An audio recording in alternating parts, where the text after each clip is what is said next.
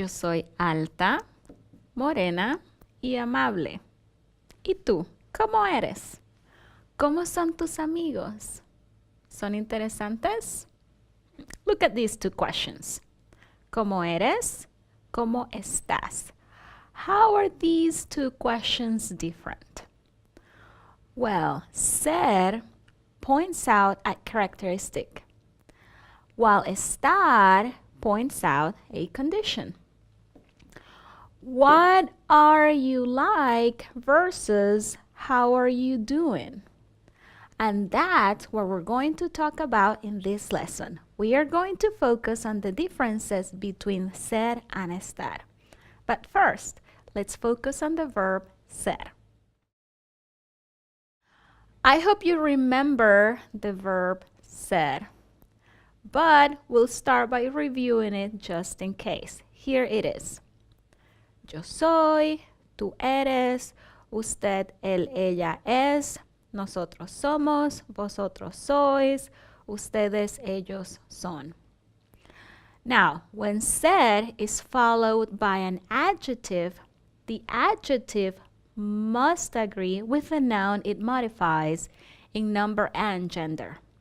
The adjectives that we use with ser describe basic traits and inherent characteristics like size, shape, color, or personality.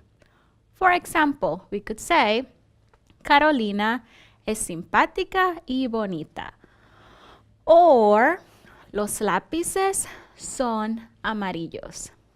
Now, on page 20, we have a table with adjectives, and it's gonna be good for you to go over those adjectives because we're gonna be using those with ser. So let's look at the table.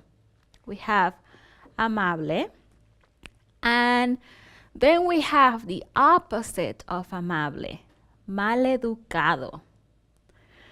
We have chistoso or gracioso, and the opposite of that is serio. Fiel, and the opposite, infiel. Generoso, and the opposite is tacaño. Honesto, and the opposite, deshonesto or mentiroso. Leal, and the opposite, desleal. Paciente, and the opposite, impaciente. Delgado, and the opposite, gordo. Guapo or bonita, and the opposite is feo or fea. And then moreno or rubio. And as you probably noticed, I was giving you just the masculine. And there's some here you can see on your book that don't have an A, and that is because we're gonna use the same adjective whether the noun is feminine or masculine. Now, when ser is followed by the preposition de plus a noun, it may be used to indicate substance, so the material that something is made out of, origin, where somebody is from, or possession, what somebody owns, so it indicates ownership. For example, if I say, ¿de qué es el anillo? The answer would be, es de oro, for example. Or if I say, ¿de dónde es Ana? I would say, es de España. Or, ¿de quién es el libro? Es de la señora Coolwind. Now, the verb ser is also used to indicate nationality, profession, religion, or political affiliation. For example, Ramón es puertorriqueño, and there we have his nationality. Alberto es dentista. Now, something important to remember is that when we have the verb ser with a profession, like the example I just showed you, we are not going to have an article unless the noun is being modified by an adjective. And we know that most of the time in Spanish, adjectives will follow the noun. So for example, we could say, Alberto es un dentista famoso. And notice that there is an article there because we have an adjective. Okay, now let's keep on going with our examples here. Patricia es bautista y Juan es demócrata. Now, did you notice the endings of most of these nouns? We have dentista, bautista, demócrata. All of these nouns end in an A despite the gender of the subject. Why? Well, words ending in ista or ocrata have the same form for both masculine or feminine. Now let's review some adjectives for nationalities since we'll be using them with the verb ser and you might not be familiar with some of them. So here we have some. For Mexico, we're going to say mexicano, Venezuela, venezolano, Guatemala, guatemalteco, and you see here an A for those adjectives that will change in the feminine form.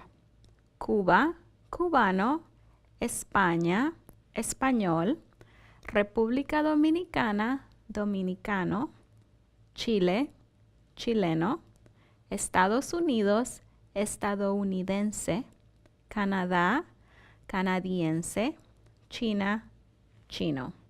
And as you can see here, the adjectives are not going to be capitalized. So we have seen that we are going to use ser for basic traits and inherent characteristics. We are also going to use ser to describe what something is made of, where somebody is from, to indicate ownership, to indicate nationality, profession, religion, and political affiliation. So if I asked you, ¿de dónde eres? What would you say? ¿De dónde eres? I would say, yo soy de Venezuela. Or if I asked you, ¿de quién son las llaves? ¿De quién son las llaves? I hope you said, las llaves son de la señora Coolwind. Now, let's practice some by working on Actividad 5 on page 20. Actividad 5 on page 20. And the instructions say, replace the words in italics with the words in parentheses. Be sure to make any other necessary changes. Okay, so we have the example, modelo. Los hermanos son simpáticos. And we have ella in parentheses. And so the new sentence is ella es simpática también. And so you can see here, we had to change simpáticos to simpática. And we have the word también also.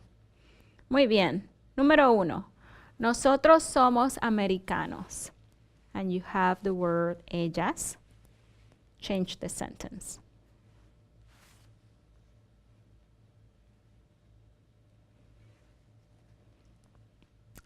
Ellas son americanas también. Número 2. El señor Méndez es republicano. La señora Méndez. So change the subject and make any other necessary changes.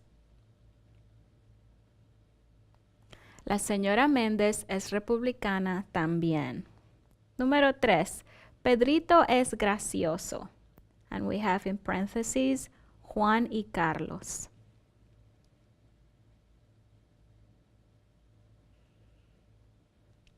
Juan y Carlos son graciosos también.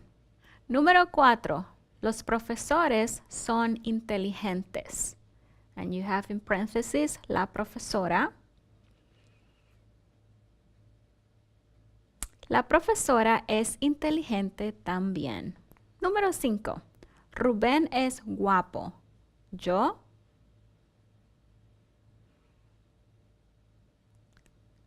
Yo soy guapo or guapa if you're a girl. También. Número 6. Mi amigo es rico. Nosotros.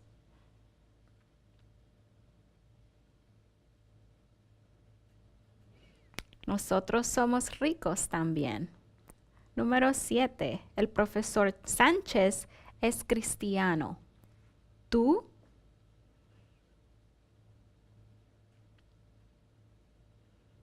Tú eres cristiano también. Número 8. El pastor Suárez es joven. ¿Ustedes? Ustedes son jóvenes también. Número 9. Ellos son amables. ¿Ella?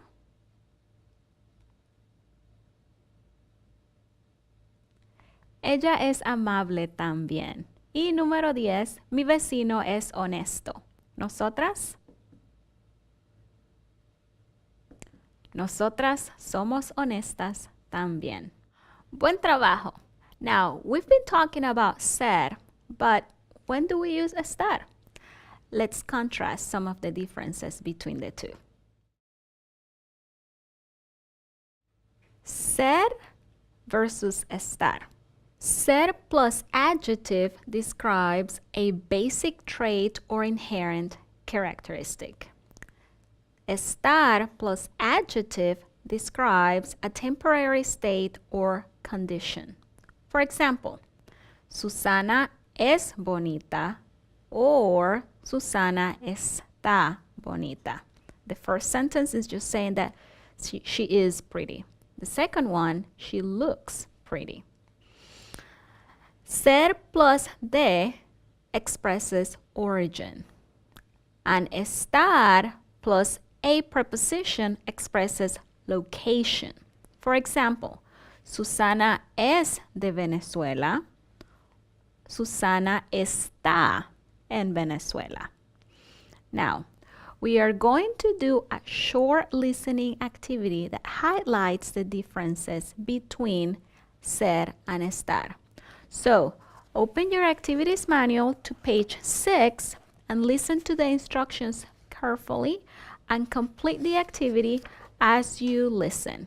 Here we go. Parte 5. Ser versus estar. Say permanente if the sentence you hear describes a basic trait or a permanent characteristic. Say temporal if the sentence describes a temporary condition. You hear, El libro es grande. You say permanente because es grande describes a permanent characteristic of el libro. You hear the confirmation. Permanente. You hear, Ana está triste. You say temporal because está triste is a temporary condition of Ana. You hear the confirmation. Temporal. Número 1. Los estudiantes están nerviosos esta mañana. Temporal. Número 2. La profesora es paciente con su clase. Permanente. Número 3. Paco es un chico maleducado. Permanente. Número 4. Los padres de Ramón están enfermos. Temporal. Número 5. Margarita y su hermana son fieles. Permanente. Número 6. El carro está sucio. Temporal. Número 7. La casa es amarilla. Permanente. Número 8. El gato está frío. Temporal. Número 9. Las niñas son rubias. Permanente.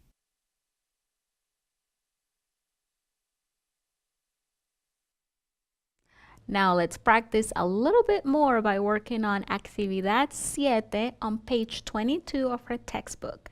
And you'll have to decide between ser and estar. Here are the instructions. Provide the correct form of ser or estar. Número 1. Mariano, blank, de Caracas. What would you choose? Ser or estar? And then you have to conjugate it with the subject. Look at the preposition. Mariano es de Caracas. Número 2. Los estudiantes, blank, en la clase de español. So decide, ser or estar. And then conjugate it with the subject. I hope you chose estar. And we have, los estudiantes están en la clase de español. Número 3, el reloj, blank, de oro. El reloj es de oro. Número 4, el libro de historia, blank, en el portafolio del profesor.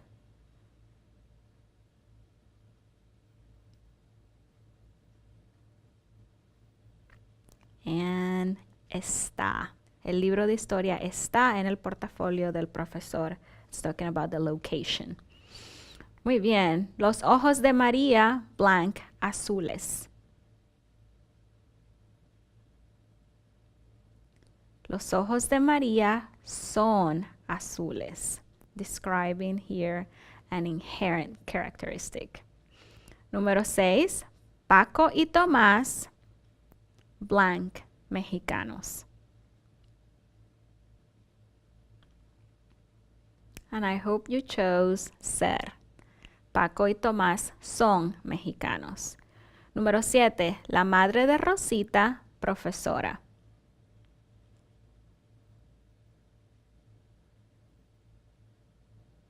Profesora would be a profession, so it should be es. La madre de Rosita es profesora. Número 8. Rosita, blank, enferma.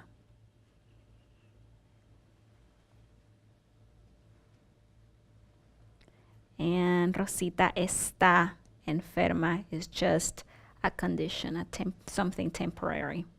Número 9. Ella, blank, en el hospital.